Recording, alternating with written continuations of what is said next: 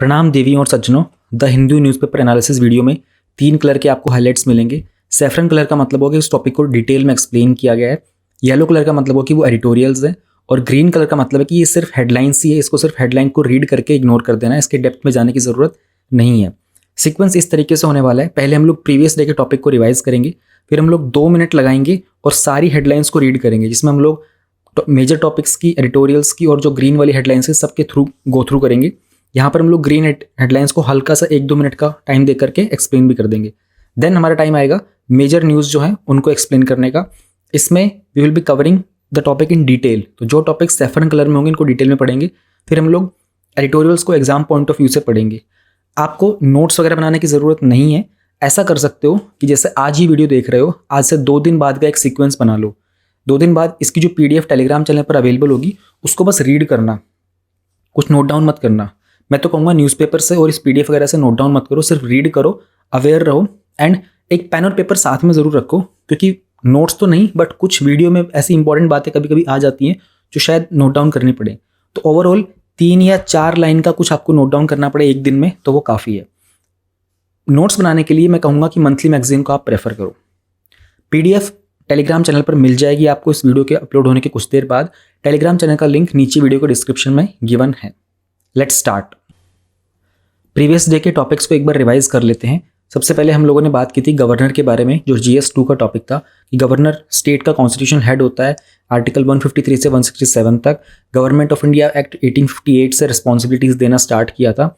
And right to recall के बारे में बात की थी, जब इंडियन सिटीजन्स किसी पब्लिक सर्वेंट को उसकी पोजीशन से हटाने की कोशिश करते हैं तो। नेक्स्ट टॉपिक हम लोगों ने देखा था इंडियन इकोनॉमी का एनफोर्समेंट डायरेक्टरेट के बारे में। ED का काम होता है बेसिकली इन्वेस्टिगेशन करना मनी रिलेटेड ऑफेंसेस में, जहाँ पर फॉरेन एक्सचेंज लॉज का वायलेशन किया गया, फिर मनी लॉन्ड्रिंग के काम किए गए हो तो। मल्टीपल एक्ट्स होते हैं, इसका स्ट्रक्चर वगैरह में इसके हेडक्वार्टर न्यू दिल्ली के अंदर होते हैं। रिक्रूटमेंट जनरली जो इन्वेस्टिगेशन एजेंसीज होते हैं IRS, IPS, IAS वगैरह, वो लोग इसकी फॉर्मेशन करते हैं। स्टैट्यूटरी फंक्शंस की बात करें तो मल्टीपल एक्ट्स पे काम करता है, जैसे फॉरेन एक्सचेंज मैनेजमेंट एक्ट हो गया, prevention of money laundering act हो गया, फ्यूजिटिव इकोनॉमिक ऑफेंडर्स एक्ट हो गया। नेक्स्ट टॉपिक में हम लोगों ने देखा था सुप्रीम कोर्ट ने गवर्नमेंट से क्वेश्चन किया था कि क्यों उन्होंने मीडिया 1 का जो TV चैनल है केरला में उसको बैन किया था। यहाँ पर बात आती है फंडामेंटल राइट्स की। यहाँ हम लोगों ने आर्टिकल 20 के बारे में बात की थी, इसमें प्रोटेक्शन दी जाती है against arbitrary and excessive punishment के ऊपर। तो इसमें 3 प्रोविजंस होते हैं, no ex post facto, no double jeopardy और नो सेल्फ इंक्रिमिनेशन। अपने अगेंस्ट सबूत देने के लिए कोई आपको फोर्स नहीं करेगा। एक ऑफेंस के लिए आपको एक ही बार पनिशमेंट मिल सकती है और सिर्फ उसी के लिए पनिशमेंट मिलेगी जो कहीं मेंशन होगा रूल में, एंड उस टाइम पर जो लिमिट थी, जो रेंज थी पनिशमेंट की, वही आपको दी जाएगी। नेक्स्ट हम लोगों ने GS3 का टॉपिक था इंटरनल सिक्योरिटी का, NIA का, नेशनल इन्वेस्टिगेशन एजेंसी के बारे में बात की थी कि इसका ओरिजिन कैसे हुआ था। 2008 में जो हमारे 26/11 के अटैक्स हुए थे उसके बाद किया गया था। जनरली ये क्राइम जो टेररिज्म के क्राइम्स होते हैं उनको हैंडल करते हैं। एक स्पेशल कोर्ट का प्रोविजन भी इसमें ऐड किया गया था, जिसमें हाई कोर्ट का जो चीफ जस्टिस होता है उनसे परमिशन ली जाती है, रिकमेंडेशन लिए जाते हैं स्पेशल कोर्ट के जजेस के लिए। रिसेंटली कुछ अमेंडमेंट्स किए गए थे कि NIA को पावर मिल जाती है इंडिया के बाहर के ऑफेंसेस को भी प्रोसिक्यूट करने की। स्कोप को थोड़ा वाइड कर दिया गया था, human trafficking, counterfeit money, cyber terrorism वगैरह को भी इसमें ऐड कर दिया गया था। स्पेशल कोर्ट का प्रोविजन भी इसमें 2019 के अमेंडमेंट से ऐड किया गया था। देन फर्टिलाइजर के जो सब्सिडी वगैरह को लेकर हम लोगों ने बात की थी। इंडिया में majorly NPK, nitrogen, phosphorus, potash के जो 3 मेजर फर्टिलाइजर्स होते हैं इनका यूज़ करते हैं। पोटेशियम का 100% हम लोग इंपोर्ट करते हैं। फॉस्फोरस वाले में हम लोग 80 से 85% डिमांड इंपोर्ट से आती है, 15 से 20% इंडिया में मैन्युफैक्चर करते हैं। यूरिया को हेबर प्रोसेस से बनाया जाता है। सारी की सारी जो सब्सिडी होती है वो डायरेक्ट कंपनी को जाती है मिनिस्ट्री ऑफ केमिकल फर्टिलाइजर्स के द्वारा। इंडिया में जो आइडियल इसका रेशियो होना चाहिए वो होना चाहिए 4:2:1 सॉइल में, बट इसका जो है वो 8:3:1 है। इंडिया सेकेंड लार्जेस्ट कंज्यूमर है। एंड उसके बाद नाइट्रोजन फर्टिलाइजर में हम लोग सेकेंड आते हैं प्रोडक्शन में। जो 8 कोर इंडस्ट्रीज है उसमें से फर्टिलाइजर भी एक है।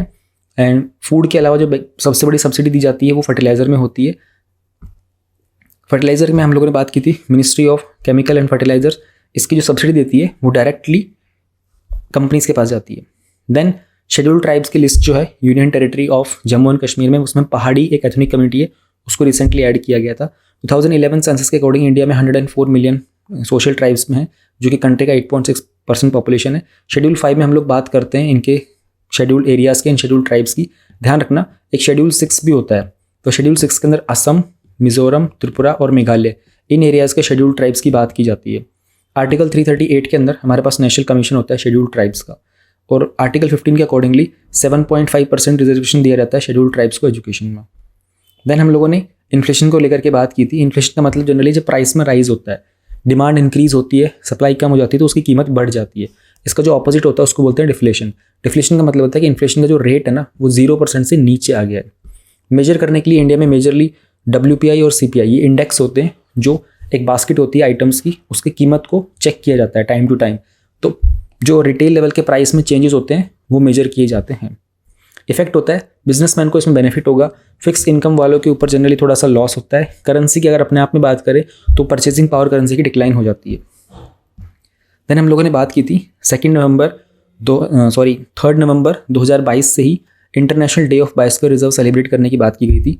एक world network for biosphere reserve है 1971 का। 134 कंट्रीज़ में टोटल 738 साइट्स है। इंडिया में 12 हैं। मेजरली बांग्लादेश, भूटान और नेपाल में कोई भी साइट नहीं है। तो अभी एम ये था कि कैसे इनको इंक्रीज़ किया जाए। चैलेंज हम लोगों ने ये देखा था कि इंडिया में स्पेन से ज़्यादा एरिया है, बट इंडिया के पास सिर्फ 12 साइट्स हैं, स्पेन के पास ऑलमोस्ट 53 साइट्स है। तो इंडिया में इसका एरिया कैसे इंक्रीज़ किया जा सकता है, और हमारे आसपास की जो कंट्रीज़ है उनमें भी किस तरीके से, एंड साउथ एशिया के अंदर कैसे हम लोग ज़्यादा बायोस्फीयर रिजर्व सेटअप कर सकते हैं। New hybrid variant of mustard. India में एक और GM क्रॉप जिसका नाम है DMH11 जो कि मस्टर्ड है, उसको अप्रूव कर दिया गया। अप्रूवल GEAC देता है। ये एक हाइब्रिड वेरिएंट है, ये एक ट्रांसजेनिक क्रॉप है, एंड क्योंकि इसमें फॉरेन जीन्स भी होते हैं। एक सेल्फ पोलिनेटिंग प्लांट होता है ये, एंड वैसे तो 2005 में भी इसका कमर्शियल रिलीज अप्रूव किया गया था, बट वो नहीं हो पाया था। इसके अलावा BT ब्रिंजल जो है वो पहला ट्रांसजेनिक फूड क्रॉप था जिसको क्लियर किया गया था GEAC के द्वारा 2009 में, लेकिन उसको होल्ड पे रख दिया गया था। राइट नाउ BT कॉटन जो है ना सिर्फ वही एकमात्र ट्रांसजेनिक क्रॉप इंडिया में अवेलेबल है। तो बस इस टॉपिक में, ये नया टॉपिक है साइंस एंड टेक का, प्रीलिम्स में पक्का आएगा आगे ही। देन क्या जो कन्विक्टेड लेजिस्लेचर्स होते हैं उनको असेंबली से डिस्क्वालीफाई किया जा सकता है? तो हाँ, सुप्रीम कोर्ट के पास ही पावर होती है। पहले ही पावर हुआ करती थी हमारे सेक्शन 8 में RPA में, बट जो लिली थॉमस का केस था उसमें सुप्रीम कोर्ट ने कहा कि नहीं। होता ये था कि कोई मेंबर था, उसको कन्विक्ट करते थे एंड फिर उसको डिस्क्वालीफाई करते थे, लेकिन वो मेंबर अगर वो मेंबर अपील डाल देगा ना तो उसका डिस्क्वालिफिकेशन होल्ड हो जाता था। सुप्रीम कोर्ट ने कहा कि नहीं, ये तो आप फ़ायदा उठा रहे हो। तो सेक्शन 8 जो था उसके बारे में सुप्रीम कोर्ट ने स्टेटमेंट दी थी। इसमें इंपॉर्टेंट आपको यही याद रखना है कि किसी का भी जो इलेक्टोरल पॉलिटिक्स का डीक्रिमिनलाइजेशन होता है ना, वो हमारे रिप्रेजेंटेशन ऑफ पीपल्स एक्ट 1951 के सेक्शन 8 में मैंशन होता है। देन ये बस हेडलाइंस थी कि राइनो जो होते हैं उनके जो हॉर्न होता है ना, राइनो का जो सींग होता है उसका साइज़ कम हो रहा था। कर्नाटका के अंदर 10 मिनट का ध्यान स्टार्ट किया गया स्कूल्स में। सब्सिडी की बात थी। यूनिफॉर्म सिविल कोड हम लोग डिटेल में पढ़ चुके थे। एंड जस्टिस चंद्रचूड़ को लेकर के जो पिटीशन फाइल किए गए थे, ये टॉपिक आएगा दोबारा से अराउंड 10 नवंबर तक। हम लोग सुप्रीम कोर्ट का टॉपिक डिटेल में कवर करेंगे। Let's start with all the headlines for today. सबसे पहला हमारा टॉपिक होने वाला है बाईपोल्स वाला। तो 6 स्टेट है जहाँ पर बाईपोल्स हुए थे, एंड हमें ये पता करना होगा कि बाईपोल्स होते क्या हैं। एक इंपॉर्टेंट न्यूज़ ये भी है, अब ये हम कवर तो नहीं करेंगे लेकिन पता होना चाहिए। पाकिस्तान के जो फॉर्मर प्राइम मिनिस्टर थे इमरान खान, रिसेंटली इनके ऊपर एक अटैक हुआ था और ये न्यूज़ में चल भी रहा है।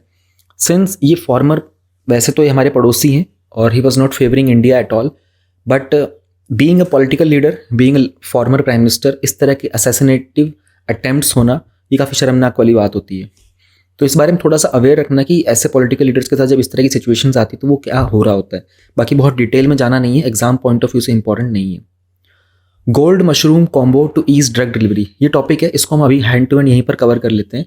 होने वाला क्या है कि हमारी बॉडी में जब कोई मेडिसिन वगैरह दी जाती है ना, तो वो कितनी डेप्थ तक पेनिट्रेट करती है, उस प्रोसेस को और बेहतर बनाने के लिए रिसेंटली कुछ अल्ट्रा माइक्रोस्कोपिक गोल्ड की डेवलपमेंट की गई है। इसको बोलेंगे कोरडी gold nano particles, core AUNP। वैसे आपको यहाँ पर ये नोट्स बनाने की ज़रूरत नहीं है, ये आपकी मंथली मैगजीन में कवर हो जाएगा। तो गोल्ड के कुछ सॉल्ट्स यूज़ किए जाते हैं, वो आयोनिक केमिकल कंपाउंड्स होते हैं एंड उनको मेडिसिन में यूज़ करते हैं। तो पेनिट्रेशन जो होता है ना सेल्स का, वो बहुत ज़्यादा होने लग जाता है जब उसमें ये सब चीज़ें ऐड कर दी जाती हैं। एंड इसमें एक बेसिकली सिंथेसिस होते हैं, जो भी एक्सट्रैक्ट निकाले जाते हैं इसके कॉर्डिसेप मिलिट्री एक्सिस के, उनको बॉडी में जब पेनिट्रेट किया जाएगा तो अलॉन्ग विद द मेडिसिन तो फास्ट हो जाएगा। एंड बस यही इतना याद रखना है कि बॉडी के अंदर जो मेडिसिन जाती है ना उसका पेनिट्रेशन और बेहतर हो जाएगा। ये बहुत इंपॉर्टेंट टॉपिक है। रीसेट 2 सैटेलाइट्स रिसेंटली अर्थ के एटमॉस्फेयर में री एंटर कर गई, तो इसमें हम सारी चीज़ देखेंगे 2009 में कैसे शुरुआत हुई थी। अब ये टॉपिक देखो, ये हम लोगों ने कल डिस्कस किए थे, आज ये दोनों ही आ गए। हमने दोनों टॉपिक साथ में किए थे, आज देखो दोनों हम लोगों ने इन दोनों गवर्नर्स के बारे में बात की थी, governor of Tamil Nadu and governor of Kerala, आज दोबारा से रिपीट हो गए। सो ये टॉपिक इंपॉर्टेंट है, कल डिटेल में कवर कर लिया था वैसे। ये वाला एडिटोरियल करेंगे हम लोग, and this is more about the climate change. Recently हम लोग क्लाइमेट एनवायरनमेंट के 2-3 एडिटोरियल्स कर चुके हैं। Then Punjab government fail to curb stubble burning. आज स्टबल बर्निंग को लेकर के टोटल 3 न्यूज़ आई हैं, तो तीनों को कंबाइन करके एक ही जगह पढ़ेंगे। स्टबल बर्निंग क्या होता है, क्या इम्पैक्ट होते हैं। COP27 होने वाला है, नवंबर 7 को होगा इजिप्ट में। लास्ट ईयर ग्लासगो में हुआ था। हमारे प्राइम मिनिस्टर ने वहाँ पर एक लाइफस्टाइल करके एक थीम पे बात की थी, तो इसके बारे में जानेंगे। एंड अमेजॉन ने कुछ रिसेंटली NCPR के नोटिस पे काम किया था, तो NCPCR के 2 टॉपिक आए हैं आज, दोनों टॉपिक को कंबाइन करके पढ़ेंगे। NCPCR क्या होता है। अब ये पूरी न्यूज़ पढ़ेंगे कि इंडिया में एजुकेशन सेक्टर को लेकर के ना पैंडेमिक के दौरान कुछ डिक्लाइन देखने को मिला था। स्टूडेंट्स वगैरह का पार्टिसिपेशन, टीचर्स का, स्कूल्स कम हो गए, वो देखेंगे। ये दूसरा टॉपिक है NCPCR का, इसमें हम लोग national commission for protection of child right के बारे में देखेंगे, और जुवेनाइल का जो एक्ट होता है ना 2015 का, ये भी कवर करेंगे। रशिया ने वॉर्न किया यूके को over the drone attacks at its black Sea. इसमें हमारे लिए इंपॉर्टेंट है ब्लैक सी, क्योंकि एग्जाम में पहले 2 बार आ चुका है ये प्रीलिम्स में। October services PMI signals uptick on improve demand. तो इंडिया में 3 सेक्टर है, प्राइमरी सेक्टर है, सेकेंडरी और टर्शरी। टर्शरी में हम लोग सर्विस सेक्टर की बात करते हैं, तो सर्विस सेक्टर के बारे में कुछ फैक्चुअल इन्फॉर्मेशन चेक करेंगे। एंड MPC जो मॉनेटरी पॉलिसी कमेटी होती है ना, इन्होंने कुछ डिटेल्स वगैरह बताई थी। लास्ट डे कल हम लोगों ने इन्फ्लेशन को लेकर डिस्कशन किया था, आज हम लोग मॉनेटरी पॉलिसी का डिस्कशन करेंगे। देखो अगर ऐसे कनेक्टेड रहोगे तो ये कर करके धीरे धीरे सारे बेसिक चीज़ आपकी यहीं रिवाइज हो जाएंगी। मॉनेटरी पॉलिसी, RBI के बारे में, इन्फ्लेशन के बारे में, इन पे क्वेश्चंस रिपीट होके आए हैं। 2 बार क्वेश्चन आ चुका है मॉनेटरी पॉलिसी कमेटी को लेकर के। इन्फ्लेशन पे बैक टू बैक क्वेश्चंस आते रहते हैं, RBI पे आता रहता है। तो just following the track will help you revise all the static portions also. सबसे पहले हम लोग बात करेंगे स्टबल बर्निंग वाले टॉपिक को लेकर के। तो 3 जगह पर इसके बारे में मेंशन किया गया था, एक्चुअली 4 जगह पर मेंशन हुआ है। एक तो रिसेंटली दिल्ली के अंदर ट्रक्स की एंट्री को बैन कर दिया गया है, और दिल्ली राइट नाउ कंट्री का मोस्ट पॉल्यूटेड सिटी है। उसके बाद स्टबल बर्निंग को लेकर Punjab government and Haryana government में आपस में बहुत सारा पॉलिटिक्स चल रहा है। Punjab government fail to curb stubble burning, ये भी किसी का स्टेटमेंट आया था। हम लोगों को इन सब में जाने की जरूरत नहीं कि कौन से गवर्नमेंट का क्या चल रहा है, किसके लीडर ने क्या बोला। इसके अलावा एक और भी न्यूज़ है कि 30% जो शेयर था ना स्टबल बर्निंग का, उसमें दिल्ली में जो PM 2.5 का पॉल्यूशन होता है, उसमें 38% जो कंट्रीब्यूशन है वो फार्म फायर्स के कारण ही हुआ है। तो will consider all this things and let us try to understand. इसके ऊपर रिसेंटली 2021 में एक मेंस का क्वेश्चन भी आया था। Mumbai, Delhi and Kolkata are 3 mega cities of country, but the air pollution is much more serious problem in Delhi as compare to other 2। Why is this so? ये recently question आए थे। What is stubble burning? Stubble burning, इसको पराली भी बोलते हैं। पराली actual में हिंदी का शब्द है। जब आप कोई क्रॉप को ग्रो करते हो ना, तो उसका जो बचा हुआ हिस्सा रह जाता है, खासकर कि पैडी का। जब चावल को उगाया जाता है तो चावल जब उसमें से चावल का दाना तो निकाल लिया जाता है, लेकिन जो पीछे का उसका पूरा प्लांट का हिस्सा रह जाता है ना, उसको बचे हुए को, सूखे को, उसको हम कुछ जगह पर उसको हिंदी में भूसा भी बोलते हैं, राइस हस्क भी बोलते हैं उसको, एंड उसको पैडी क्रॉप का रेजिड्यू भी बोलते हैं। तो एक्चुअल में सितंबर नवंबर का महीना होता है जब वीट, गेहूं जो होता है उसको ग्रो किया जाता है, क्योंकि गेहूं की जो फसल होती है ना वो विंटर्स में होती है, एंड जो राइस की फसल होती है ना क्रॉप, ये समर्स में होती है। राइस को पानी भी ज़्यादा चाहिए होता है, एंड इसमें 2 तरीके के मेथड होते हैं, वो भी हम लोगों ने कवर किए थे। तो स्टबल बर्निंग में एक्चुअली क्या होता है कि ये जो रिमेनिंग होता है ना राइस का, इसको जला दिया जाता है, क्योंकि उनको ऐसा लगता है कि यार इसका क्या ही यूज़ है ना इसको जानवर खाएंगे हमारे, और इसको बेचेगा भी कौन। ये हार्डली मतलब 1 रुपये का 5 किलो बिकता है, इतना तो ज़्यादा इसका प्राइस इतना कम होता है, चीप होता है, तो उसको क्या ही करना है, तो उसको जला देते हैं। और जनरली ये चीज़ नॉर्थ वेस्ट इंडिया में देखने को मिलती है अक्टूबर नवंबर के महीने में। प्राइमरीली ये पंजाब, हरियाणा और उत्तर प्रदेश में देखने को मिलती है। इसका इम्पैक्ट क्या होता है? पॉल्यूशन भी होता है, बहुत सारे टॉक्सिक देखो आप किसी भी चीज़ को बर्न करोगे तो हार्मफुल गैसेस निकलेंगी ही निकलेंगी। मीथेन निकलेगा, कार्बन मोनोऑक्साइड निकलेगा, VOC जो वोलेटाइल ऑर्गेनिक कंपाउंड्स होते हैं, ये सब की सब चीज़ें एनवायरनमेंट में रिलीज हो जाती हैं। अब इनके कारण बहुत सारा एनवायरनमेंट का ट्रांसफॉर्मेशन होने लग जाता है। अगर हम बात करते हैं दिल्ली के रीजन की, तो राइट नाउ एक थिक ब्लैंकेट ऑफ स्मोक बोलते हैं फॉग प्लस स्मोक को। स्मोक मतलब धुआं, फॉग मतलब जो धुंध, तो धुंध और धुआं जब दोनों मिल जाता है तो स्मोक बन जाता है, and smoke is way more harmful. एक तो इसमें हीट ट्रैप हो जाती है, दूसरी चीज़ ये भी कि ये जब ब्रीद इन करते हैं ना इस एयर को, तो हमारे लंग्स के लिए बहुत हार्मफुल होता है ये। अदर देन दिस, जब आप किसी भी रेजिड्यू को बर्न करते हो ना, तो देखो ज़मीन है, वो मिट्टी है, उसके ऊपर कोई चीज़ बर्न करेगी तो मिट्टी में बहुत सारे न्यूट्रिएंट्स भी तो होते हैं ना, वो भी तो जल जाएंगे। उसी तरीके से हीट भी पेनिट्रेशन हो जाता है। जनरली सॉइल के अंदर हीट पेनिट्रेट करना स्टार्ट कर देती है। अब हीट के अंदर ना बहुत सारा मॉइस्चर होता है, थोड़ा थोड़ा गीलापन होता है, वो गर्मी के कारण सूख जाएगा। और सॉइल के अंदर बहुत सारे माइक्रो ऑर्गेनिजम्स भी होते हैं, जैसे इवन अर्थवॉर्म्स जो होते हैं वो सॉइल के अंदर होते हैं, उनको तो रहने के लिए मॉइस्चर चाहिए होता है, मॉइस्चर नहीं रहेगा तो उनकी भी डेथ हो जाएगी। तो ये एक तरीके से बहुत सारा नुकसान ही कर रहा होता है बैक टू बैक। इसको रोकने के लिए बहुत सारे स्टेप्स भी लिए गए हैं। बट राइट नाउ ऑल्टरनेटिव्स क्या हो सकते हैं? इन सिटू साइट ट्रीटमेंट। एक इन सिटू का मतलब होता है कि वहीं पर, उसी साइट पर, उसी जगह पर उसको ट्रीटमेंट कर दिया जाए। उसमें हम लोग बायोडिकम्पोजर्स यूज़ कर सकते हैं। तो इंडिया में पूसा नाम का एक बड़ा ही पॉपुलर बायोडिकम्पोजर है। इसमें क्या करते हैं कि इसको ना, ये कुछ कैप्सूल्स होते हैं छोटे छोटे, इन कैप्सूल्स को उसके ऊपर स्प्रे कर देते हैं। उसका जो केमिकल होता है वो पूरे जो सूखा हुआ है ना चावल का, उस पर स्प्रे कर देंगे तो 15 से 20 दिन में ना वो ऑटोमेटिकली डिकम्पोज हो जाएगा और वो सॉइल के लिए बहुत अच्छा कॉम्पोनेंट बन जाएगा। सेकेंड चीज़, जीरो टिलर मशीन का यूज़ कर सकते हैं। अब जीरो टिलर के ऊपर ना एक PYQ भी आया हुआ है, अगर आप लोग चेक करोगे प्रीलिम्स में। जीरो टिलर मशीन में क्या होता है कि वो सॉइल को ना, ये जो मटेरियल होता है ना, इसको एक तरीके से पूरा का पूरा कट करके शॉर्ट शॉर्ट पीसेस के अंदर सॉइल के सरफेस के ऊपर स्प्रेड कर देती है। और वो ज़मीन को ना टिलिंग भी नहीं करती है, यानी कि घुमाने की ज़रूरत नहीं पड़ती, ज़मीन को नीचे की मिट्टी को ऊपर लाने की ज़रूरत नहीं पड़ती है। ऐसे कुछ चीज़ें हैं छोटी छोटी जिनका इस्तेमाल किया जा सकता है। अदर देन दिस, तो ये तो हो गया उसी साइट पर करने का।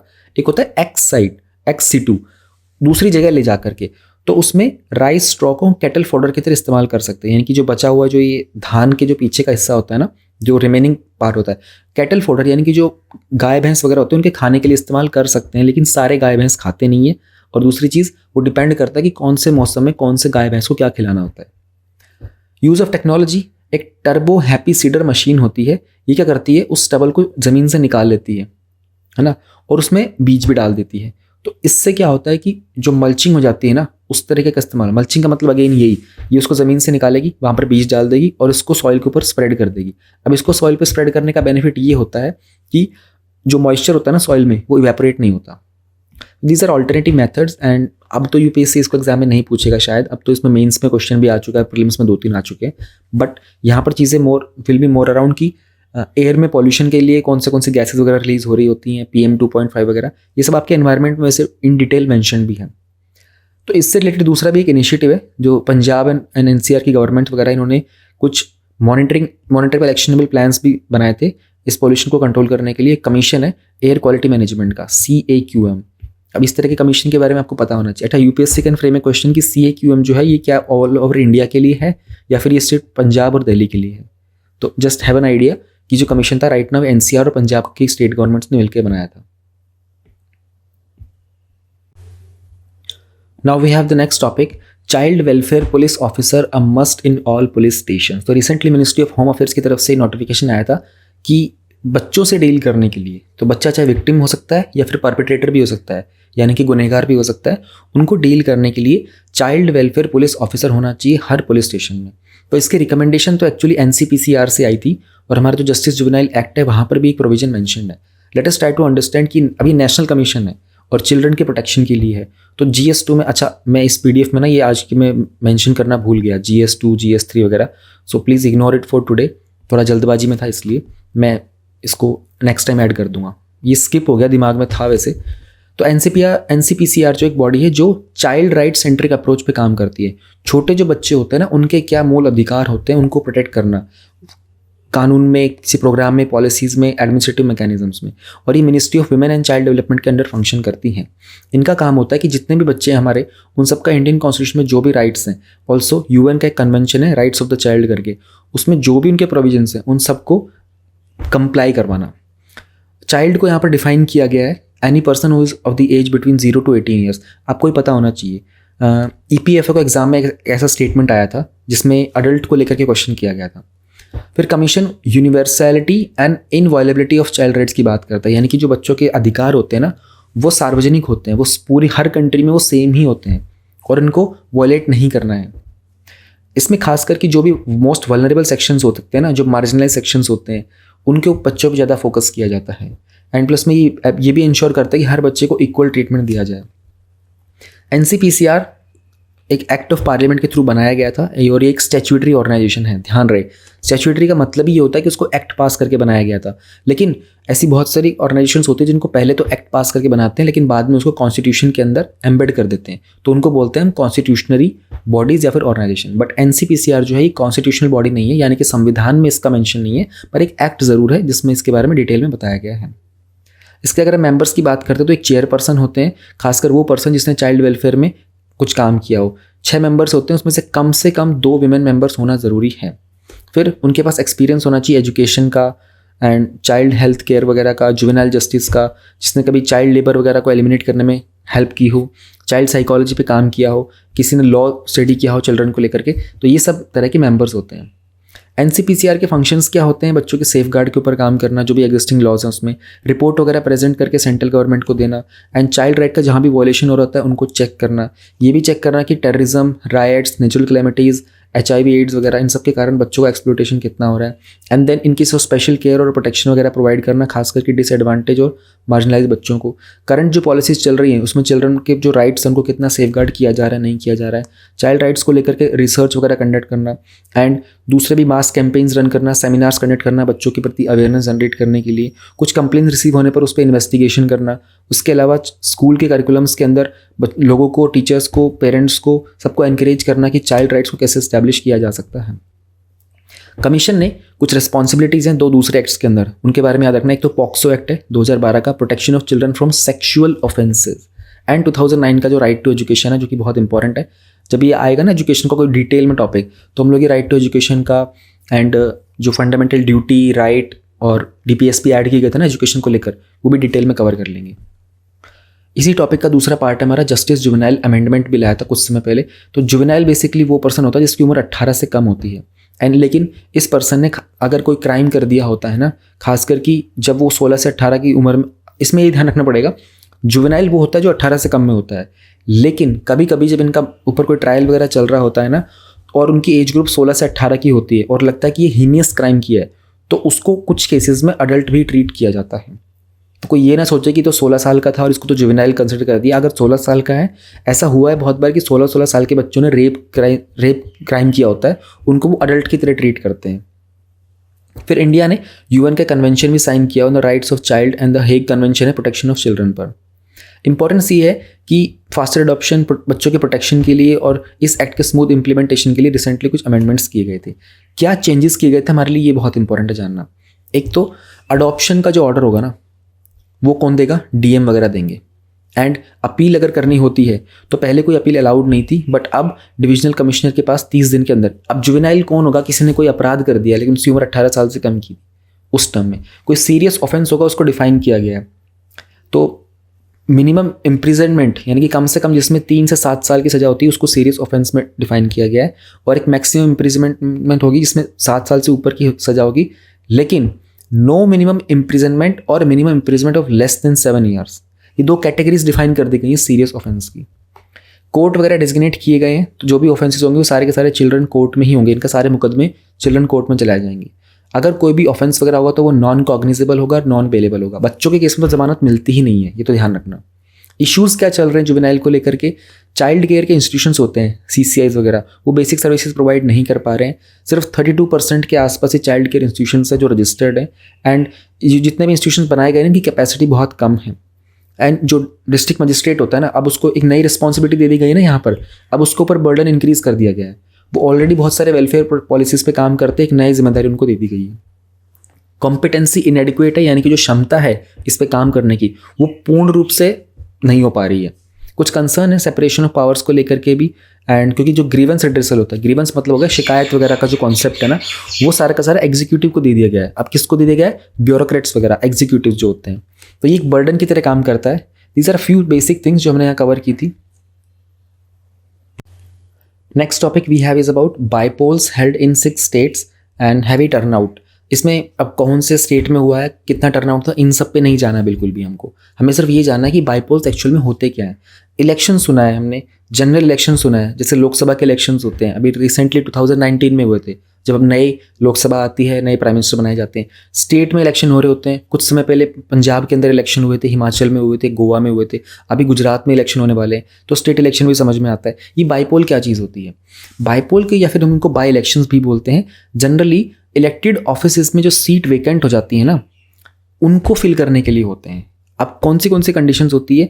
या तो जो इनकम्बेंट मतलब जो सीट पर था, कोई एमएलए वगैरह था, कोई मिनिस्टर बना हुआ था, वो उनकी कोई डेथ वगैरह हो जाती है या फिर वो रिज़ाइन कर देते हैं, या फिर ऐसा लगता है कि जो इनकम्बेंट था वो इनएलिजिबल हो गया है, अब वो इतना लायक नहीं है, इतना योग्य नहीं है कि उस ऑफिस में कंटिन्यू करे, या फिर कहीं भी किसी भी कॉन्स्टिट्यूंसी का इलेक्शन जो था उसको वोटिंग में इरेगुलरिटीज़ आने के कारण उसको इनवैलिडेट कर दिया गया था। ये कुछ कंडीशंस होती है जहाँ पर बाईपोल किया रहता है। या फिर कोई ऐसा कैंडिडेट जो एक सीट जीतता है आफ्टर द बाईपोल्स, वो ही remains in the office till Lok Sabha assembly dissolves. Basically एक पारी में आप दो चीज़ों के मेंबर तो बन नहीं सकते ना, या तो लोकसभा के मेंबर हो गए या फिर असेंबली के। तो उस मामले में अगर उसके पास कोई ऑलरेडी सीट होती है और वो दूसरी जगह इलेक्शन हो जाता है तो यहाँ सीट वेकेंट हो जाती है। टाइम लिमिट क्या रखी गई बाई इलेक्शन की? हमारा रिप्रेजेंटेशन ऑफ पीपल एक्ट है 1951 का। देखो, जब से मैंने ये जो इनिशिएटिव स्टार्ट किया ना, आज 4th डे है और हम पिछले 4 दिन से रिप्रेजेंटेशन ऑफ पीपल एक्ट के बारे में बात कर रहे हैं। ये GS2 का पार्ट है आपका। ये इंडियन पॉलिटी में भी आता है थोड़ा सा, इंडियन पॉलिटी में थोड़ा पार्ट है इसका, एंड इंडियन गवर्नेंस वाले में सेक्शन में इसके बारे में ज़्यादा बातें की गई है। तो प्लीज़ 1951 वाले एक्ट को डिटेल में कवर करके जाइएगा। यहाँ पर सेक्शन 151, जैसे कल हम लोग सेक्शन 8 के बारे में बात कर रहे थे, कल एक एडिटोरियल भी आया था इस टॉपिक पर। तो सेक्शन 151 जो है ना, ये बात करता है कि टाइम लिमिट जो होगी ना बाईपोल की, उन वैकेंसीज को फिल करने के लिए, चाहे वो पार्लियामेंट हो चाहे वो लेजिस्लेटिव असेंबली हो, वो होते ही जब से वो सीट वैकेंट हुई ना उसके 6 महीने के अंदर अंदर करना होता है। ठीक है। और जो रिमाइंडर होता है ना उस टर्म ऑफ मेंबर का, वो should be is relation to vacancies less than 1 year. अब देखो होता क्या है ना, मान लो अभी 2022 के अंदर कोई इलेक्शन हुआ है, मान लो लोकसभा के इलेक्शन हुए थे, ठीक है, एक पर्टिकुलर सीट थी लोकसभा की, फॉर एग्जाम्पल की यूपी की सीट है, एक एग्जाम्पल लेते हैं, यूपी से मान लो 50 MP थे, 50 में से एक में से किसी का ऑफिस वैकेंट हो गया, अब 49 सीट्स हो गई हैं। लेकिन 2022 के बाद अब टाइम आ चुका है 2022 था ना, तो 5 साल करके 2026 आ चुका है। अब 2026 यानी कि 4 साल हो चुके हैं और लास्ट के 10 महीने बच रहे हैं, ठीक है, और ये सीट वैकेंट है। अगर 10 महीने बच रहे होंगे ना तो इसके ऊपर इलेक्शन नहीं होगा। इलेक्शन होने के लिए कम से कम 1 साल बचा होना चाहिए, यानी कि 2022 से 2026 टोटल होना चाहिए। अगर 1 साल बचा होगा ना उस सीट के लिए, तभी वो बाई इलेक्शंस हो पाएंगे। और सीट के वैकेंट होने के विदिन 6 मंथ होना चाहिए वो टाइम। तो ये सब टाइम कैलकुलेट करना, ये सब इलेक्शन कमीशन का काम होता है। एंड उसके बाद क्या होगा, इलेक्शन कमीशन जो है वो सेंट्रल गवर्नमेंट के साथ कोलैबोरेट करके कंसल्टेशन करेगा और वो ये पता चलेगा कि कितना डिफिकल्ट है इस टाइम पर उस पीरियड के अंदर जो कि इलेक्शन को कंडक्ट कर पाना। फिर पंचायत, म्यूनसिपैलिटी वगैरह ये रिकॉन्स्टिट्यूट होती हैं हर बार जब भी इनका कोई प्रीमेच्योर डिसोल्यूशन हो जाता है तो, एंड फिर ये रिमेनिंग पीरियड के लिए रहती हैं। लेकिन जो रिमेनिंग पीरियड है इज लेस देन 6 मंथ, तो उनको इलेक्शन करवाना जरूरी नहीं होता। थोड़ा सा देखो, पंचायत के मामले में लेस देन 6 मंथ्स की बात की जा रही है ना। और जो ऊपर हम लोगों ने बात की थी असेंबली और पार्लियामेंट की, वहाँ पर जो रिमाइंडर टर्म होता है वो should B not be less than 1 year. अगर 1 साल से कम होगा तो उसके अकॉर्डिंगली नहीं होगा। इंपॉर्टेंट चीज़ ये है कि जो कोई भी पर्सन जो मेंबर होता है फॉर इधर both houses of parliament at the same time, वो नहीं हो सकता। या आप तो आप राज्यसभा के मेंबर बन सकते हो या फिर लोकसभा के, आप एक बारी में दोनों हाउसेज के मेंबर नहीं बन सकते। अब ये आपका जो पॉलिटी में पार्लियामेंट वाला सेक्शन है ना, पूरा का पूरा इंडियन पॉलिटी की बुक में सबसे जो लेंथीएस्ट टॉपिक है ना, वो पूरा पार्लियामेंट वाला है। पूरा पार्लियामेंट का स्ट्रक्चर पढ़ते हैं, वहाँ पर आपको डिटेल में पढ़ना पड़ेगा कि अगर राज्यसभा के मेंबर बन गए, लोकसभा के बन गए, स्टेट के बन गए, तो किसकी सीट पहले वेकेंट होती है, कितने दिनों में इन्फॉर्म करना होता है स्पीकर को या चेयरमैन को, है ना। ये सब डिटेल में वहाँ पे आप कवर करोगे। तो अगर एक पर्सन इलेक्ट हो जाता है for both houses of parliament, तो उसको 10 दिन के अंदर अंदर बताना पड़ता है कि वो कौन से हाउस में सर्व करेगा। अगर जो सिटिंग मेंबर यानी कि वो ऑलरेडी एक हाउस का मेंबर था और उसने दूसरे हाउस की सीट के लिए इलेक्शन किया था तो वहाँ जीत गया, तो पहली वाली उसकी सीट वेकेंट हो जाती है। एक पर्सन जो इलेक्ट होता है, उसका दोनों सीटों में उसने इलेक्शन किया, दोनों में अगर वो इलेक्ट हो गया तो उसको अपना ओपिनियन बताना पड़ेगा, ठीक है। अगर उसने नहीं बताया तो दोनों की दोनों सीट वेकेंट हो जाएंगी। तो ये थोड़ा सा बेसिक्स आता है। बाईपोल इलेक्शन जो होते हैं एक्चुअली चलते रहते हैं, है ना। वो इलेक्शन कमीशन डिफाइन करता है, उनका काम होता है कैलकुलेशन का कि किस स्टेट में कितनी सीट्स हैं, अभी किनका करवाना है किनका नहीं करवाना है, तो उस कॉन्स्टिट्यूंसी के अंदर वो वोटिंग वगैरह सब चलती है। Reset to satellite makes re entry into earth's atmosphere. अब इसको राइसेट बोलेंगे या रीसेट बोलेंगे, मेरे को समझ में आ नहीं रहा था। फुल फॉर्म होती है इसकी रडार इमेजिंग सैटेलाइट। तो इंडिया की ये सैटेलाइट्स को इसरो ने बनाया था एंड ये वेदर सर्वेलेंस वगैरह के लिए यूज़ की जाती हैं। तो ये first all weather earth observation satellite थी इसरो की, इससे पहले भी इंडिया ने कुछ चीज़ें सेंड की थी। एक्चुअल में हुआ क्या था ना, 2008 में जो हमारा 26/11 का अटैक हुआ था ना, अब देखो 26/11 वाला अटैक को हम लोगों ने कल भी कवर किया था, कल वाले टॉपिक में। वहाँ हम लोगों ने बात की थी कि इस अटैक के बाद NIA का फॉर्मेशन हुआ था। तो 2008 के मुंबई अटैक्स के बाद एक प्लान जो था ना, लॉन्च प्लान था, उसको मॉडिफाई करके रीसेट 2 को रीसेट 1 से पहले लॉन्च किया गया था। वो हम लोग कारण देखेंगे, रीसेट 2 क्या है, रीसेट 1 क्या है। एक्चुअल में ये 4 सीरीज़ की हैं, रीसेट 2B भी है और रीसेट 2BR1 भी है। तो अभी रिसेंटली जो रीसेट 2 है ना, ये 2009 में लॉन्च की गई थी और ये अनकंट्रोल तरीके से अर्थ के एटमॉस्फेयर में री एंटर कर चुकी है। खास करके जो हमारा इंडियन ओशन है ना, नियर जकार्ता के आसपास में, तो वहाँ पर इसको ऑब्जर्व किया गया है। इसके बारे में थोड़ा डिटेल में कवर कर लेते हैं। ये टॉपिक हो सकता है आपके PY प्रीलिम्स में पूछा जाएगा, मेंस में शायद इस पर क्वेश्चन नहीं बनेगा, बट प्रीलिम्स में कोई पॉइंट बन सकता है। मे बी ये बन जाएगा कि reset 2 was launched in this year and that year, ऐसे भी आ सकते हैं। तो रीसेट 1 को लॉन्च किया गया था 2012 में, लेकिन रीसेट 2 पहले कर दी गई थी। तो ये 2009 में भेजी गई थी एंड ये 300 kg की सैटेलाइट थी, इसरो ने ही बनाया था इसको। तो ये बेसिकली 2008 के जो मुंबई अटैक्स हुए थे ना, उसके बाद इसको यूज़ किया गया था। तो बॉर्डर सर्वेलेंस में, इंसर्जेंट्स की जो इन्फिल्ट्रेशन होता है, एंटी टेररिस्ट ऑपरेशंस में इसका इस्तेमाल किया जाता है। इसको इंडियन एयरफोर्स के एरोस्पेस कमांड के अंदर रखा गया था। रीसेट, इसको रीसेट बोलूँ राइसेट बोलूँ, मैं कन्फ्यूज ही हो रहा हूँ। आई थिंक राइसेट बोलते हैं। राइसेट जो ये भी इंडिजिनसली, इंडिजिनसली मतलब होता है कि हमने खुद बनाया है।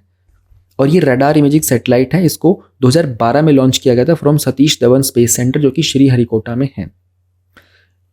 इसमें क्या होता है कि ये डेटा हैंडलिंग सिस्टम बहुत स्ट्रॉन्ग है इसका, एंड जनरली ये भी वेदर वगैरह के लिए और सर्वेलेंस के लिए यूज़ की जाती है।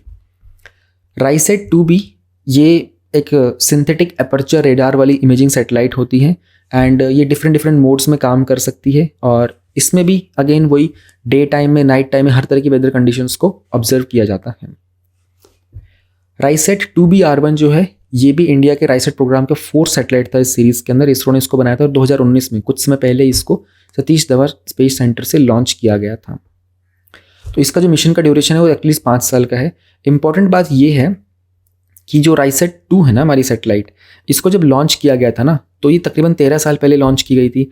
अब हुआ ये था कि इसमें एक्चुअल में ये 5 साल के 4 साल तक का इसका टाइम पीरियड था, बट इसकी मेंटेनेंस वगैरह इतने अच्छे से की गई थी कि ना इसको फर्दर इंक्रीज करके इसका 13 साल तक का टाइम पीरियड एनहेंस कर दिया गया था। और अभी ये अनकंट्रोल तरीके से अर्थ के एटमॉस्फेयर में एंटर कर गई है। छोटी छोटी बातें हैं, इनके बारे में थोड़ा सा अवेयर रहिएगा। अभी राइट नाउ कुछ नोट डाउन करने जैसा मैंने कुछ बताया नहीं। अच्छा, आप लोगों पेपर लेके बैठे होंगे ना अपने साथ, मैंने स्टार्टिंग में बताया था कि एक पेपर लेके ज़रूर बैठो। बहुत कुछ तो नहीं, छोटी मोटी कोई बात होगी अगर सुनने में आए तो आपको नोट डाउन करने का हो तो, एंड एक दिन में 3 से 4 लाइन के ही नोट्स बनाना, भरना मत पागलों की तरीके से। मंथली मैगजीन को रिपीट करना, वहां से नोट्स बना लेना अपने। India will insist on action, clear framework on COP27। अब COP26 को लेकर के ना, मैंने यहाँ पर क्वेश्चन मेंशन नहीं किया। 26 को लेकर के मेंस में पेपर में आया था सवाल 2021 वाले में, वो ग्लासगो में हुआ था। अभी 27 जो है ये 7 नवंबर से स्टार्ट हो जाएगा। ये तकरीबन 2 वीक तक का समिट चलता है, वर्ल्ड के लीडर्स आते हैं। यूके के और यूएस के प्रेसिडेंट ने तो कंफर्म कर दिया है। अच्छा, यूके के जो प्राइम मिनिस्टर बने हैं ऋषि सुनाक, उन्होंने रिसेंट स्टार्टिंग में बनते तो मना किया था। उन्होंने कहा था कि मैं एक क्लाइमेट समिट अटेंड नहीं करूंगा, हमारे पास डोमेस्टिक इश्यूज है जिनको हम हैंडल करेंगे। बट बिल्कुल रिसेंटली 2 दिन पहले उन्होंने अपना स्टेटमेंट चेंज किया। उन्होंने कहा कि मुझे लगता है क्लाइमेट समिट को अटेंड करने की ज़रूरत है, क्योंकि उनको बहुत सारे लोगों ने क्रिटिसाइज करना स्टार्ट कर दिया था कि कैसा प्राइम मिनिस्टर है, बनते ही उसने इतने मेजर समिट से विड्रॉ कर लिया। नरेंद्र मोदी जो हमारे इंडिया के प्राइम मिनिस्टर, उन्होंने अभी तक अपना कंफर्मेशन नहीं दिया, लेकिन यूएस और यूके के प्रेसिडेंट जो है, प्राइम मिनिस्टर जो, उनका कंफर्मेशन आ चुका है।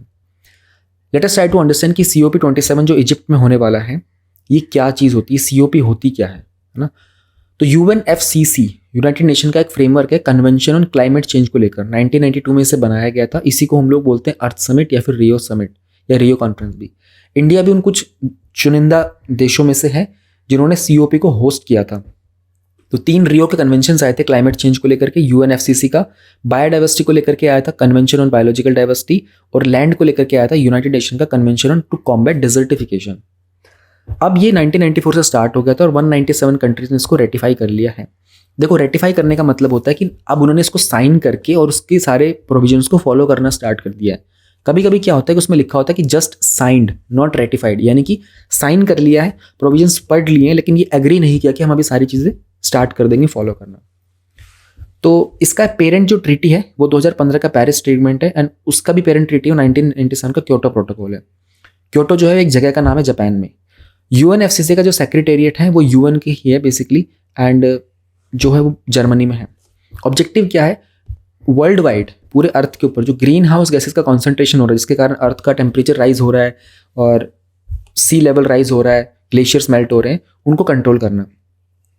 अब इसमें COP होता है, एक कॉन्फ्रेंस होती है पार्टीज़ की, ये डिसीजन मेकिंग अथॉरिटी होता है यूएनएफसीसी का। तो ये हर साल मिलते हैं अनलेस पार्टी डिसाइड करती है कि हमको नहीं मिलना। पहला ऐसा COP जो था वो जर्मनी में उनकी मीटिंग हुई थी 1995 में। COP उस समय बॉन में मिली थी, एंड उसके बारे में जानने की ज़रूरत नहीं है, हमको इस बार वाले के बारे में जानना है। एक बार 27 में क्या होगा, जो भी होगा जब आएगा ना नवंबर 7, 8, 9 के आसपास, तब हम लोग उसको कवर करेंगे। I will be covering everything. 2021 वाली जो थी ना, तो COP 26 जो थी वो ग्लासगो में हुई थी। इंडिया ने वहाँ पर बहुत सारे इनिशिएटिव्स के बारे में बात की थी। अब जब ये टॉपिक आएगा ना तो मैं आपको COP 26 के बारे में भी बताऊंगा, क्योंकि वो वैसे मेंस के एग्जाम में आ चुका है।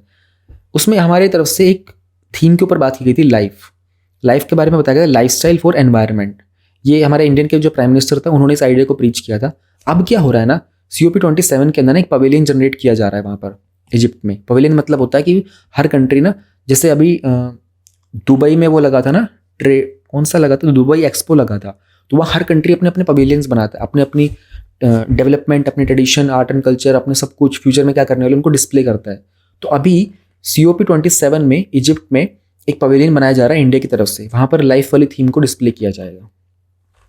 बस इस टॉपिक में आज के लिए इतना ही। जब ये आएगा COP 27 तो डिटेल में कवर करेंगे। Russia warns UK over drone attacks at its black sea fleet.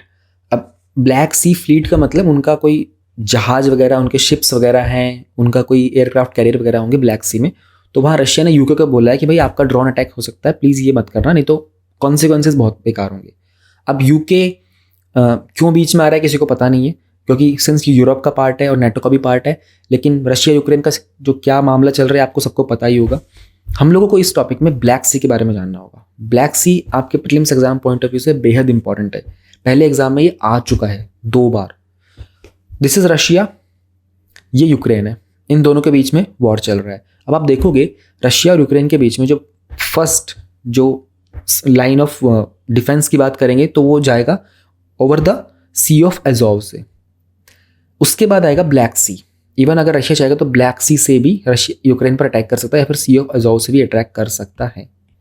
You have to make sure कि ब्लैक सी के आसपास कौन से कंट्रीज हैं। यूक्रेन है, रशिया है, जॉर्जिया है, टर्की है, बुल्गारिया है, रोमानिया है, मोल्दोवा नहीं है।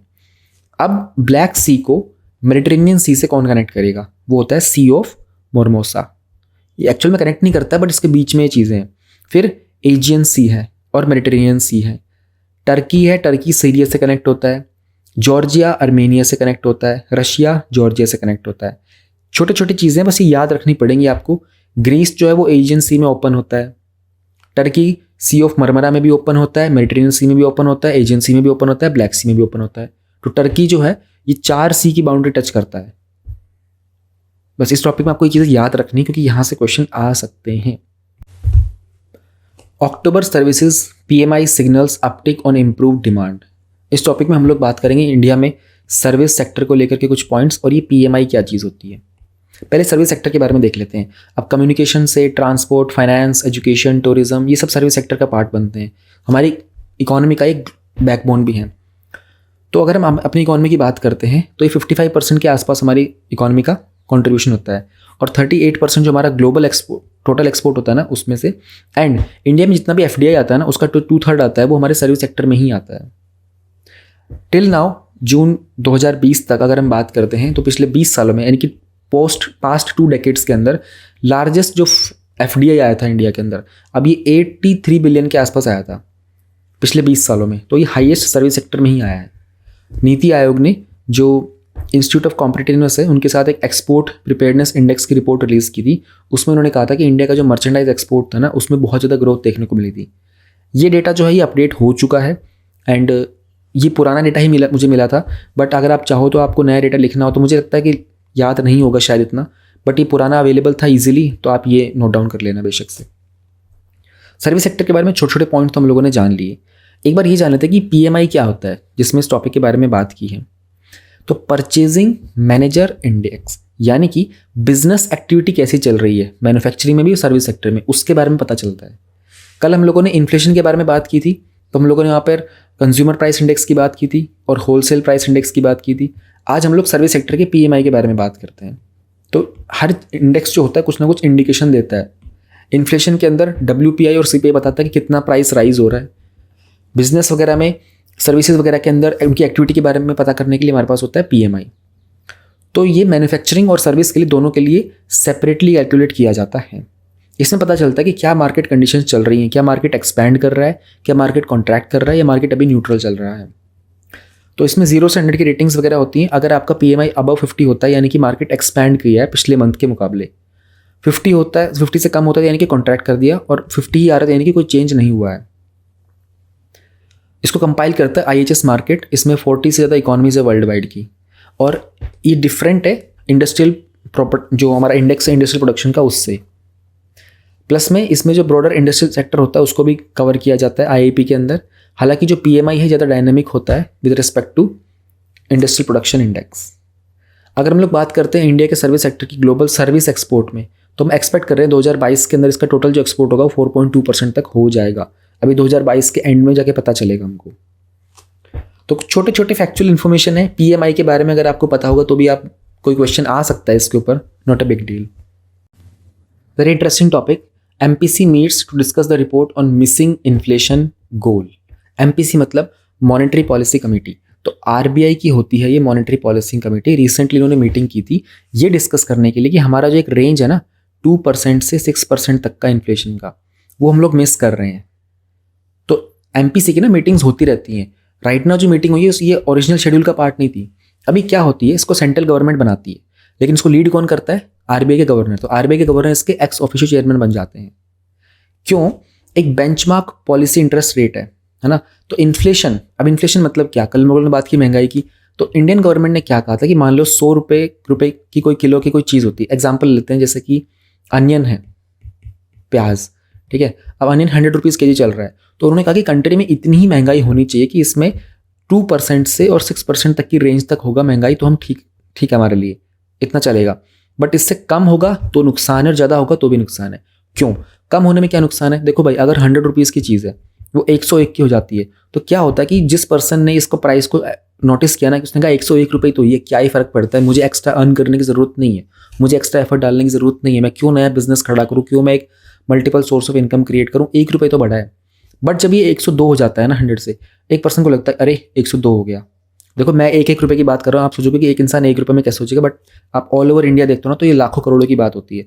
जब 102 तक होता है ना तो एक इंसान सोचता है अरे यार प्याज महंगी हो गई है, I need to put in more effort to earn more, मुझे अपनी सोर्स ऑफ इनकम इंक्रीज करने पड़ेंगे, तो वो इकोनॉमी में और कंट्रीब्यूशन करता है। तो उन्होंने कहा कि 2% से लेकर के 6% तक का अगर चेंजेस होता है ना, कोई भी चीज़ 100 रुपये की है तो वो 102 रुपये से लेकर के 106 रुपये तक अगर महंगी होती है तो ठीक है, इससे हमारी इकोनॉमी की ग्रोथ होती रहेगी। जब चीज़ें महंगी होती है ना तो हर इंसान सोचता है कि मेरे को सोर्स ऑफ इनकम इंक्रीज करना है, मुझे अपनी स्किल्स डेवलप करनी है, मुझे जॉब में प्रमोशन चाहिए, मुझे अपना बिजनेस एक्सपैंड करना है ताकि मेरे पास ज़्यादा पैसे आएँ।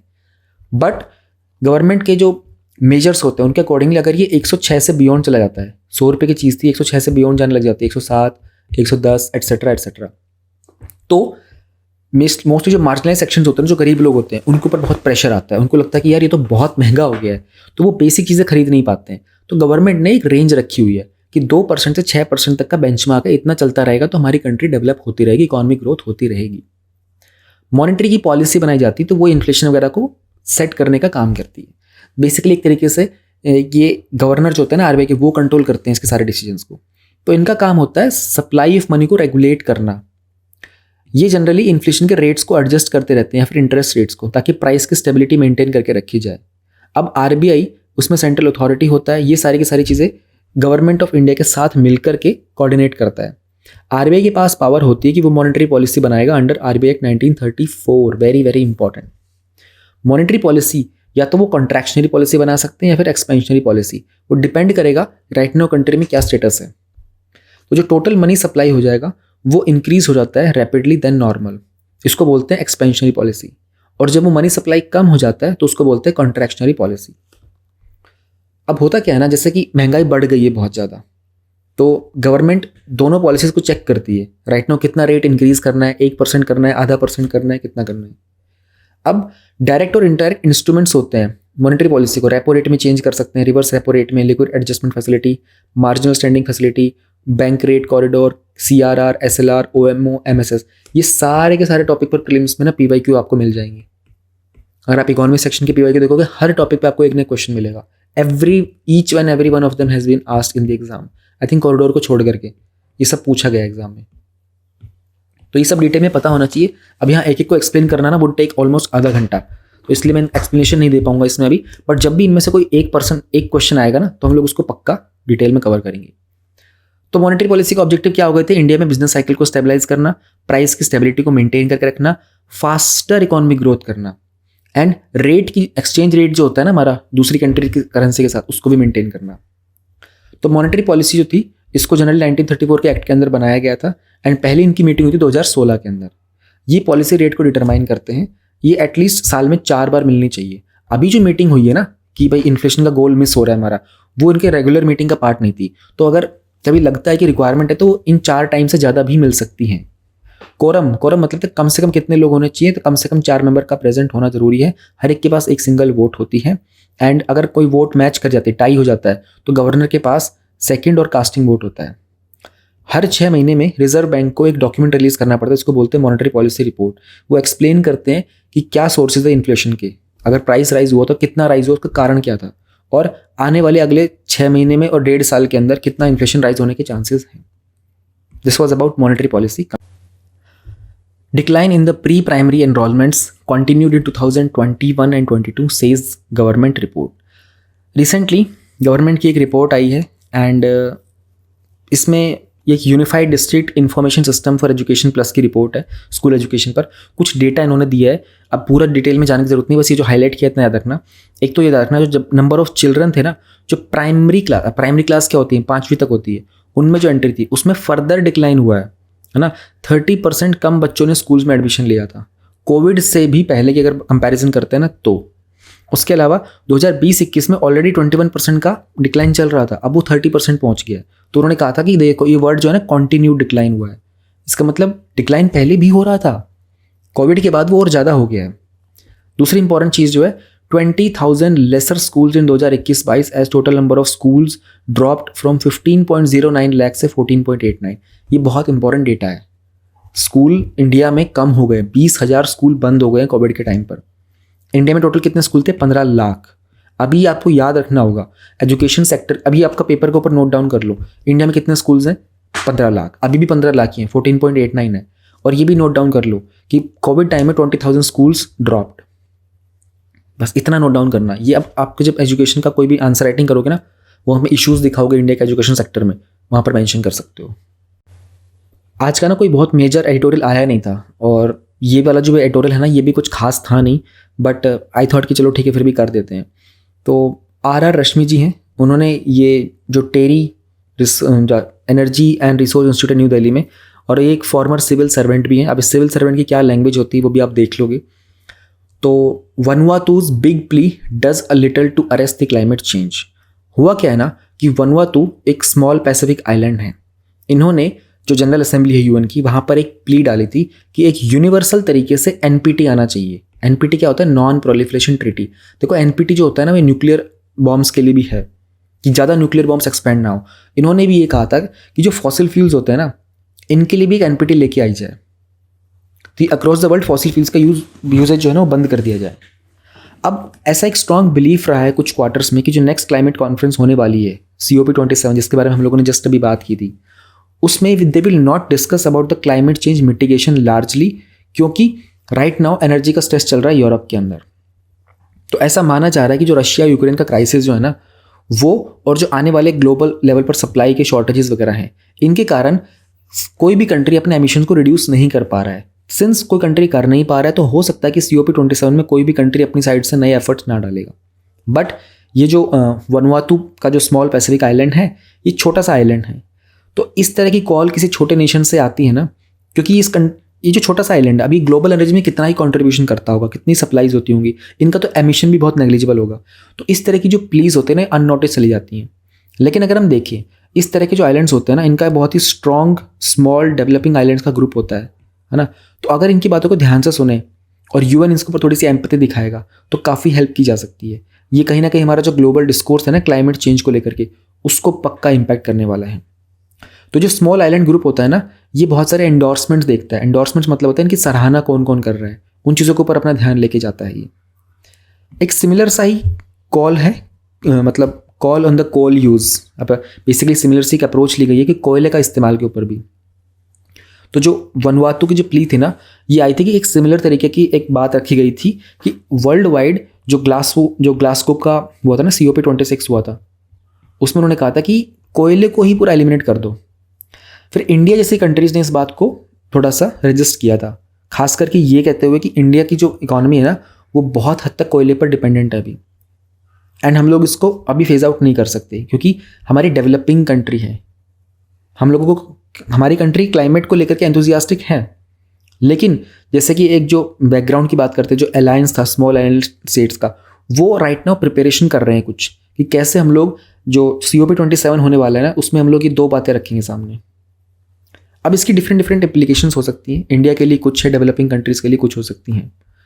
सम people are asking in India कि ऐसा क्या है कि इंडिया ने ग्लासगो के अंदर इस बात से एग्री किया था कि एक NPT हो सकती है। तो इंडिया ने कहा था कि हम लोग इसको कंप्लीटली एंड नहीं कर सकते, बट हम इसको रिड्यूस ज़रूर करने की बात करना चाहेंगे। तो रीज़न है कि एंड करना फॉसिल फ्यूल्स को राइट नाउ एक मैंडेट नहीं बनाया जा सकता। तो UN का मैंडेट है कि कुछ लीगल रिस्पॉन्सिबिलिटी होती है जो पॉल्यूटिंग कंट्रीज़ की होती है कि उनको अपना एमिशन कम करना है। वहीं पर उनकी रिस्पॉन्सिबिलिटी कितनी, कैपेबिलिटी कितनी है, नेशनल सर्कमस्टांसिस क्या है, ये सब क्लाइमेट चेंज कन्वेंशन में डिस्कस किए जाते हैं। कुछ महीने पहले एक सिमिलर सा अटेम्प्ट किया गया था UN के अंदर कि जो क्लाइमेट चेंज का मैटर है ना, इसको ग्लोबल सिक्योरिटी के तौर पर भी डील किया जाए। UN का क्लाइमेट चेंज का जो मैटर है, इसको ग्लोबल सिक्योरिटी के मामले में रखा जाए। इसको भी ड्रॉप कर दिया गया था क्योंकि मोस्टली जो कंट्रीज होते हैं ना ग्लोबल साउथ, देखो ग्लोबल साउथ के ऊपर एक क्वेश्चन आ चुका है पहले। ग्लोबल साउथ का मतलब क्या, इक्वेटर से नीचे वाली कंट्रीज को कंसिडर कर लो आप लोग, है ना। तो इन कंट्रीज ने क्या था, उन्होंने कहा था कि एक तरीके से क्लाइमेट चेंज के अंदर ना इंटरनेशनल कोऑपरेशन देखा नहीं जा रहा है। कोल का जो फेस डाउन जो होगा ना, वो एकमात्र तरीका नहीं हो सकता ग्लोबल एमिशन को रिड्यूस करने का। कोल प्राइमरी एनर्जी सप्लाई का पार्ट है, इंडिया में खास करके हमारे एनर्जी सिस्टम का पार्ट है। और जिस तरीके से ग्लोबल एमिशंस इंक्रीज हो रहे हैं ना, और जो कंजम्पशन हो रहा है नेचुरल रिसोर्सेज का, खास करके जो लेविश लाइफस्टाइल्स होता है डेवलप्ड कंट्रीज के अंदर, उसका भी तो बहुत महत्वपूर्ण रोल है, उसको भी तो नोटिस किया जाए ना। डेवलपिंग जो इकोनॉमीज हैं उनके कुछ सेक्शंस हैं वो भी रिस्पॉन्सिबल हैं, ऐसी बात नहीं है, लेकिन एक प्लान कि कंप्लीटली रिड्यूस कर दिया जाए वो पॉसिबल नहीं है। लेकिन to at least reduce it in a phase wise manner ये पॉसिबल है। जो डेवलप्ड इकोनॉमीज है उनके पास पूरा एक्सेस होता है, उनके पास ऑल्टरनेटिव सोर्स ऑफ एनर्जी भी है क्योंकि उनकी स्ट्रेंथ बहुत अच्छी है, उनके पास टेक बहुत अच्छा है ना। लेकिन व्हाट अबाउट द डेवलपिंग जो कंट्रीज होती हैं, इनका क्या कर सकते हैं। तो एक ट्रांजिशन की रिक्वायरमेंट है। हम ये नहीं कह सकते कि भाई प्रॉपरली एंड कर दो, हर चीज़ को एलिमिनेट कर दो। एक ट्रांजिशन की रिक्वायरमेंट है, एक प्रॉमिस होना चाहिए ग्रीन एनर्जी को लेकर के, है ना, कि फ्यूचर सबके लिए अवेलेबल होगा। तो इसी कॉन्टेक्स्ट में हम लोगों ने बात की थी ना, अभी मैंने थोड़ी देर पहले बताया था, लाइफ को लेकर के भी इंडिया ने स्टार्ट किया था ये इशू। प्राइम मिनिस्टर ने, हमारे जो इंडिया के प्राइम मिनिस्टर ने कहा था life that will be like lifestyle for environment. तो इसको लेकर के उन्होंने, इंडिया ने और जो UN के सेक्रेटरी है ना, इन दोनों ने मिलकर बात की थी। तो आज जो वर्ल्ड है it is suffering from adverse effects of climate change, and इसके बहुत सारे डेवस्टेटिंग इम्पैक्ट देखने को मिल रहे हैं on the livelihoods of large populations. इस तरह के इम्पैक्ट्स अगर हम एड्रेस करते हैं तो हम फ्यूचर के लिए रेडी हो जाएंगे, और हमारी प्रायोरिटी होनी भी यही चाहिए। अनफॉर्चुनेटली जो ये डेवलपिंग वर्ल्ड है ना, ये इतना एडवांस नहीं है अभी राइट नाउ, एंड इनकी तरफ से बहुत प्राइम क्वेश्चंस आते भी हैं। तो इट इज़ हाई टाइम कि हम लोग कुछ क्लाइमेट रेजिलिएंट इंफ्रास्ट्रक्चर बनाना स्टार्ट कर दें। ये जो डेवलपिंग और ग्रोइंग कंट्रीज़ भी हैं, इनको भी उतनी ही इंपॉर्टेंस दी जाए, इनको फेस डाउन में हेल्प भी की जाए, इन्वेस्टमेंट में हेल्प की जाए, एंड इनके लिए ऑल्टरनेटिव टेक्नोलॉजीज के सॉल्यूशंस भी इनके साथ शेयर किए जाए। आज के टॉपिक्स भी हमारे ख़त्म हो गए, 4 दिन हो चुके हैं इस इनिशिएटिव को, and I am planning something ऐसा कुछ, जैसे PYQs आज मैंने एक इंक्लूड किया था, 1-2 मैंने बताए भी थे। I will be including more in the coming times. And एक जो चीज़ मिस हो गई थी ना सबके टाइटल में, वो सब्जेक्ट वगैरह जो होता है सिलेबस वाला पार्ट, वह सब में ही मिस हो गया था ये वाली चीज़ ना। तो आई विल मेक श्योर कि नेक्स्ट टाइम मिस ना हो। एंड मैंने थोड़ा सा फ़ॉन्ट इंक्रीज़ किया है। मैंने खुद वीडियो को जब देखा मुझे लगा कि फ़ॉन्ट थोड़ा सा छोटा है। अलाइनमेंट पे थोड़ा काम किया है। I keep improving all this things, मैं हर चीज़ को नोटिस कर रहा हूँ एंड थोड़ा सा टाइम का भी मैं प्लान कर रहा हूँ कि 8 AM तक ये वीडियो अपलोड हो जाए आपके पास। बट होता ही है ना, न्यूज़पेपर को रीड करना, फिर न्यूज़पेपर में से इनको हाईलाइट करना, उसके बाद इनके टॉपिक्स का ये PDF प्रिपेयर करना, फिर वीडियो की रिकॉर्डिंग करना, फिर वीडियो की रेंडरिंग करना, फिर वीडियो की अपलोडिंग होना, फिर वीडियो की प्रोसेसिंग होना, ये सारे के सारे स्टेप्स जो होते हैं ना, ये टाइम लेते हैं बहुत सारा। But I try my best कि मैं 8 AM का एक शेड्यूल बना लूँ कि 8 बजे से पहले पहले आपको डेली PDF मिल जाएगी। तो thank you for the support so far and keep supporting this initiative. इसको बड़े लेवल तक ले जाने के लिए आप लोगों का सपोर्ट की रिक्वायरमेंट है। Thank you very much and all the very best for your exam.